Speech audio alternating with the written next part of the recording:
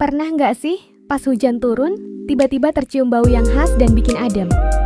Nah, bau itu namanya petrichor. Asalnya dari kombinasi unik. Pertama, tanaman mengeluarkan minyak khusus ke tanah saat cuaca kering. Kedua, bakteri di tanah yang disebut Actinomycetes bikin senyawa bernama geosmin.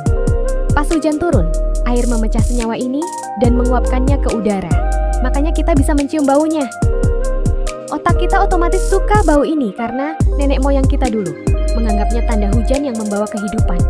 Jadi, bukan cuma wangi biasa, tapi bau hujan itu sebenarnya memori alam yang bikin kita merasa tenang dan nyaman.